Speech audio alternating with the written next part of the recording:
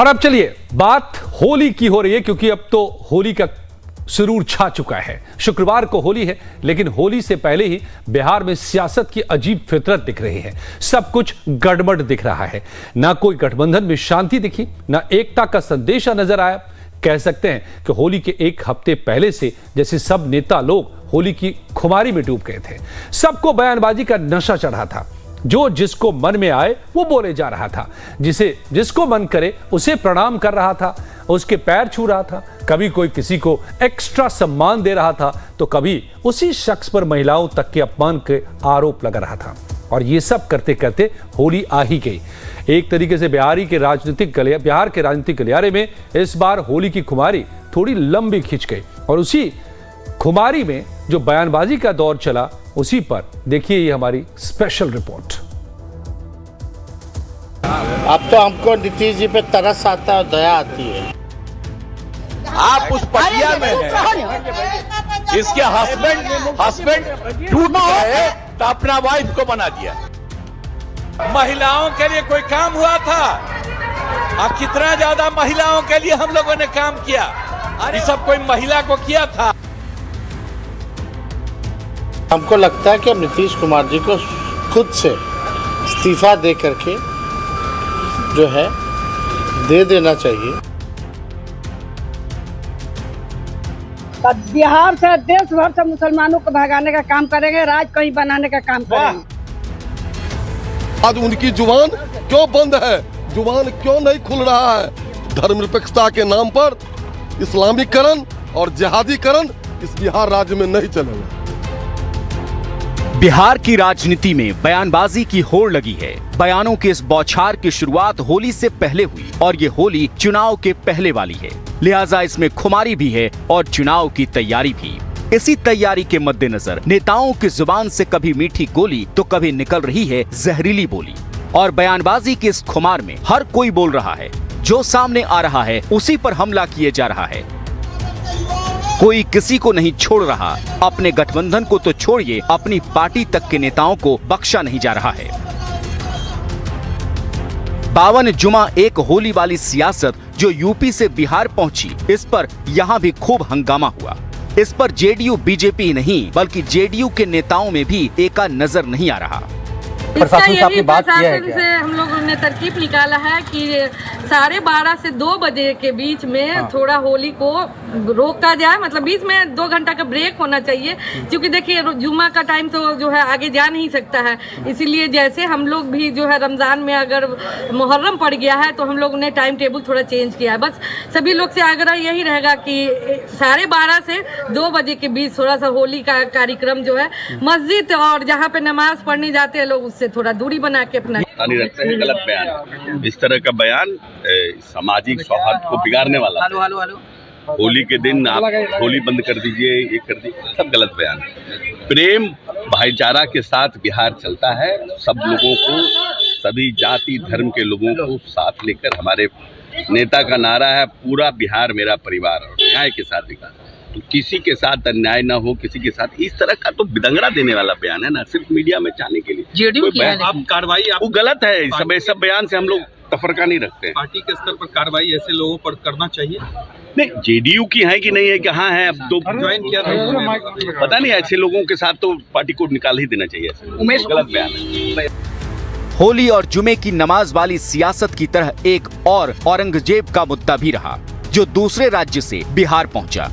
मुगल शासक औरंगजेब के समर्थन और विरोध की राजनीति महाराष्ट्र से बिहार पहुंची थी। तब जेडीयू एमएलसी खालिद अनवर ने औरंगजेब का समर्थन किया। उस पर भी जेडीयू के नेता ही भड़क उठे। नहीं, ये एक एकेडमिक डिस्कशन है और ये ऐसा डिस्कशन नहीं है जिसके लिए फ्लोर पे पॉलिटिक्स किया जाए। मुझे हैरत होती है कि औरंगज़ेब को कुछ हिस्टोरियंस ने बहुत अच्छा रूलर बताया है, कुछ लोग उसको अच्छा क्रूर रूलर बताते हैं कि जालिम हुक्मरान था। लेकिन ये सब बातें ऐसी नहीं जिसको फ्लोर पर डिस्कशन किया जाए। मेरी नज़र में औरंगज़ेब एक अच्छा हुक्मरान था, एक अच्छा राजा था, जिसने राज किया, अपने तरीके से राज किया। और इसको कहने की वजह से कि भाई अच्छा राजा था, आप किसी को सस्पेंड कर देंगे, मेरे ख्याल से ये हेल्दी डेमोक्रेसी के लिए सही चीज़ है। दुर्भाग्यपूर्ण है, मैं इसका सख्त विरोध करता हूँ। मेरे विधायक हों चाहे किसी के विधायक हों, ये दुखद है कि अगर कोई औरंगजेब का तारीफ करके महिमा मंडप कर रहा है, ऐसे लोगों पे कार्रवाई होनी चाहिए। किस तरह की कार्रवाई होगी? हर तरह की कार्रवाई होनी चाहिए। बीजेपी कह रही है कि बाहर भेज देना चाहिए ऐसे लोगों को। सही बात है, ऐसे लोगों को तो मैं तो खुद ही बोल रहा हूँ कि ऐसे लोगों को पाकिस्तान भेजे, नहीं तो बांग्लादेश, उससे भी नहीं सुधरे तो गाजा पट्टी भेजिए ऐसे लोगों को, वहां पे सुधार देंगे इजराइल वाले ऐसे लोगों को। जेडीयू नेता अपने ही लोगों को हरका रहे हैं, क्योंकि बीजेपी के नेता खुलेआम हिंदूवादी पॉलिटिकल लाइन पर चलते हुए जेडीयू को फटकार रहे हैं और इन सब की वजह है चुनावी साल में हिंदू वोट का सवाल। लिहाजा पिछले कुछ दिनों में ये कई बार हो चुका है जब जेडीयू और बीजेपी के नेता आपस में ही भिड़ते दिखे। देखिए किस तरह बीजेपी विधायक हरिभूषण ठाकुर ने जेडीयू नेता को ही धमका दिया। ये मानसिकता की बात है और ऐसे लोग गजवा हिंद के मानसिकता के हैं। सारी दुनिया जानती है कि औरंगजेब एक क्रूर शासक था जिसने अपने पिता को कैद कर दिया, पानी के लिए तरपाया, 24 घंटे में एक मुट्ठी चना देता था, अपने भाइयों का सर काट करके दिल्ली के सड़कों पर घुमाया, सैकड़ों महिलाओं, हजारों महिला के साथ बलात्कार किया, लाखों हिंदुओं का कत्ल किया, धर्मांतरण किया। ऐसे लोगों का गुणगान करने वाला देशद्रोही है, उसको किसी भी पार्टी या सदन में रहने का अधिकार नहीं है। बिहार की राजनीति का ये नया चर्चित चेहरा है हरिभूषण ठाकुर। इनके कुछ और बयान आपको आगे सुनाएंगे, लेकिन उससे पहले देखिए लालू परिवार और नीतीश की सीधी तकरार। एक तरफ नीतीश अकेले मोर्चा संभाले हुए हैं तो दूसरी ओर लालू का पूरा परिवार है।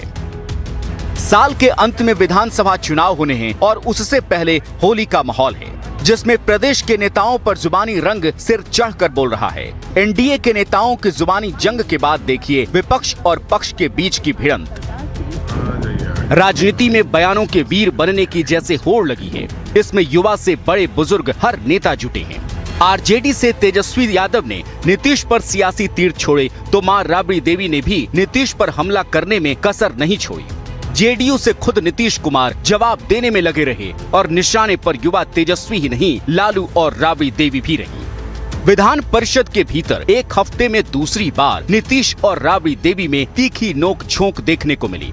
जब राबड़ी ने कहा नीतीश अपना साथी खो चुके हैं, इस पर भड़के नीतीश कुमार अपना आपा खो बैठे। मुद्दा था महिलाओं के विकास के लिए काम करने का। माहौल इतना गर्म हो गया कि सभापति अवधेश नारायण सिंह को खुद खड़े होकर सीएम नीतीश कुमार और पूर्व सीएम राबड़ी देवी को बैठने की अपील करनी पड़ी। सुनिए नीतीश ने किस तरह अपना गुस्सा जाहिर किया। अरे गलत बात है, बैठ जाइए। महिलाओं के लिए कोई काम हुआ था? कितना ज्यादा महिलाओं के लिए हम लोगों ने काम किया। अरे 50% आपको मालूम है, जब हम लोगों ने प्रचार किया 50% महिलाओं के लिए, कितना ज्यादा महिलाओं के लिए हुआ। ये सब कोई महिला को किया था? कहीं पढ़ाता था? अरे कुछ 5वीं क्लास तक हल्का फुल्का आती थी, उसके बाद नहीं। आज आप जानते हैं कि महिलाएं कितना आगे हैं। अपमानित हुआ? अरे चली गई हो, अरे इन लोगों के चक्कर में चली गई हो तो कुछ नहीं जानती हो। नीतीश कुमार ने यहाँ राबड़ी देवी की ओर इशारा करते हुए कहा कि ये लोग पहले लड़कियों को पढ़ाते तक नहीं थे। कहा कि पहले 5वीं क्लास के बाद कोई लड़की पढ़ नहीं पाती थी। आरजेडी की महिला नेताओं को कहा कुछ नहीं जानती हो, आरजेडी ने कोई काम नहीं किया। 12 तारीख को नीतीश के इस तीखे प्रहार के बाद तो राबड़ी की अगुवाई में पूरी आरजेडी ने वॉकआउट कर दिया, लेकिन राबड़ी देवी भी जवाब देने से चूकी नहीं। उन्होंने सदन के बाहर से हमला बोला। के महिलाओं को, हमको भी सदन में भी बेइज्जत करते हैं, आरोप लगाते हैं कि पहले 2005 से पहले कोई कपड़ा पहनता था। हम पूछना चाहते हैं नीतीश कुमार से, माननीय प्रधानमंत्री से, कि वो लोग के घर के माँ बहन, बेटी बहन कपड़ा पहनती थी कि नहीं, कि उलंघते रहती थी। यही हम पूछना चाहते हैं सरकार से, भारत सरकार से भी, राज्य सरकार से। बतावे कि 2005 से पहले कपड़ा कोई नहीं पहनता था, कोई काम नहीं हुआ है। हम तो बोला है कि फाइल उठा के पुराना देखिए, तुम क्या कर रहे हो, हम लोग क्या क्या काम किए हैं। बिहार की जनता नहीं जाना है कि क्या क्या हम लोग काम किए। महिलाओं के लिए, पिछड़े के लिए, सभी अति पिछड़ा के लिए, सबको लिए काम किए हैं। ये पैदा कहाँ हुआ है? 2005 से पैदा हुए हैं नीतीश कुमार। 2014 में 5 हुए प्रधानमंत्री। इसी जगह से नीतीश पर निजी हमला बोलते बोलते राबड़ी देवी ने नीतीश पर राजनीतिक वार भी किया। कहा कि उनके पास सरकार का कोई कंट्रोल नहीं है, वो बीजेपी के रिमोट कंट्रोल से चल रहे हैं और अपने कुछ चंद लोगों के कान भरने से काम करते हैं। भाजपा के गोद में है, उनको कान भरता है भाजपा के लोग।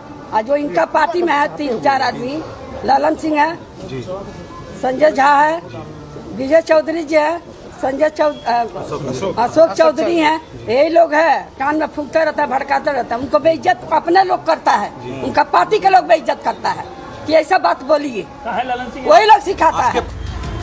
बयानों के ये तीर इसलिए भी चल रहे हैं क्योंकि चुनावी माहौल शुरू होने में अब 6 महीने का वक्त ही बचा है, लिहाजा सभी पार्टियां विरोधियों पर दनादन हमले कर रही है। लेकिन बिहार में सत्ता की असल लड़ाई तो नीतीश और तेजस्वी के बीच ही होगी। पिछले कई महीनों से आरजेडी के नेता नीतीश पर डोरे डाल रहे थे क्योंकि सबको पता है नीतीश अगर सारथी होंगे तो बिहार का चुनावी रण जीतना आसान हो जाएगा। लेकिन अब मान मनोबल का दौर लगता है खत्म हो चुका है। तेजस्वी ने नीतीश के खिलाफ ही रण का ऐलान कर दिया।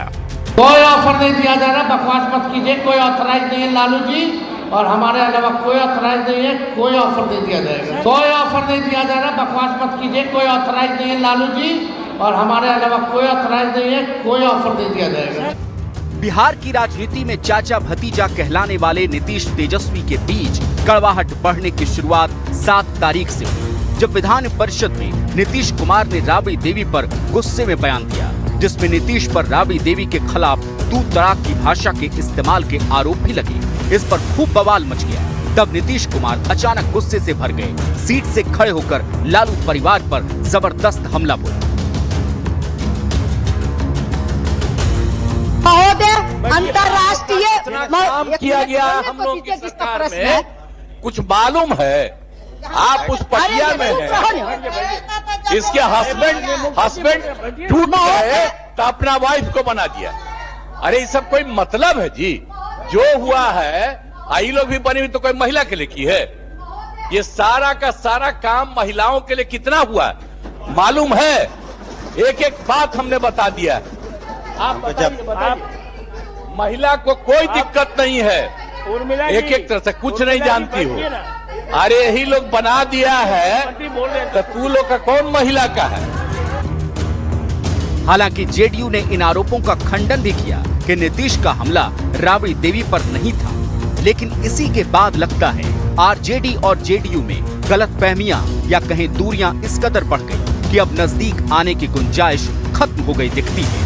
और तभी तो तेजस्वी नीतीश की हरकतों और उनकी भाषा के चलते उनकी सेहत को लेकर सवाल उठा रहे हैं और उन्हें इस्तीफा देकर प्रवचन देने की नसीहत देते दिख रहे हैं। अब तो हमको नीतीश जी पे तरस आता है और दया आती है कि अब इस पड़ाव पे वो पहुंच गए हैं कि हम लोगों को कामना करना पड़ रहा है कि भगवान उनके स्वास्थ्य को ठीक रखे। बार बार इस तरह का बोली सदन में हरकतें, ये साफ दिखाता है कि ये नॉर्मल नहीं है। और हमको लगता है कि अब नीतीश कुमार जी को खुद से इस्तीफा दे करके जो है दे देना चाहिए। और लगातार घटनाएं हो रही हैं, अब सदन में भी बैठते हैं तो तरह तरह का इशारा करते रहते हैं। राबड़ी देवी जी को एक बिंदी लगाती है तो उस पर इशारा करते हैं। आप समझ सकते हैं बिंदी पर जो है मुख्यमंत्री इशारा करते हैं कि बिंदी क्यों लगाई हुई। हम तो चाह रहे हैं कि भाई वो वीडियो निकलवाएं सदन से जो इशारा करते हुए हैं। और उस तरह की बातें अब हमको लगता है कि इससे पहले भी जो मंत्री रही है शीला मंडल, उन पे भी बिंदी पे लगातार वो टिक्का टिप्पणी करते रहे हैं। तो हमको लगता है कि अब नीतीश कुमार जी के दिन लद गए हैं। अब जो है आश्रम वाश्रम जाकर के खोल करके जाकर के प्रवचन करना चाहिए। ठीक है, अब हमको नहीं लगता कि अब बिहार चलाने लायक योग्य रह गए। मुख्यमंत्री की पद की गरिमा है, ये संवैधानिक पद है। 14 करोड़ लोगों के भविष्य आपके हाथ में है और ये चला कैसे रहे निर्णय? जो स्थिति ठीक नहीं लग रही है। पूरी आरजेडी नीतीश पर भड़की हुई है और यही वजह है कि तेजस्वी अब नीतीश पर हमले का कोई मौका नहीं चूक रहे। तीखे हमले भी हो रहे और तंज भी। तंज का मौका खुद नीतीश कुमार ही मुहैया करा रही हैं। जैसे 8 मार्च की ही इस तस्वीर को देख लीजिए, जिसे देखने के बाद फिर से नीतीश कुमार की सेहत पर सवाल उठने लगे। नीतीश ने सार्वजनिक तौर पर सैकड़ों लोगों के सामने अपने से 4 साल छोटे रविशंकर प्रसाद के पैर छूकर आशीर्वाद लेने की कोशिश की। गनीमत रही कि रविशंकर प्रसाद ने उन्हें ऐसा करने से बीच में ही रोक दिया, वरना नीतीश की फजीहत और हो जाती। लेकिन ये वीडियो वायरल हो गया और अब तेजस्वी यादव ने इसके बहाने भी नीतीश पर हमला बोल दिया।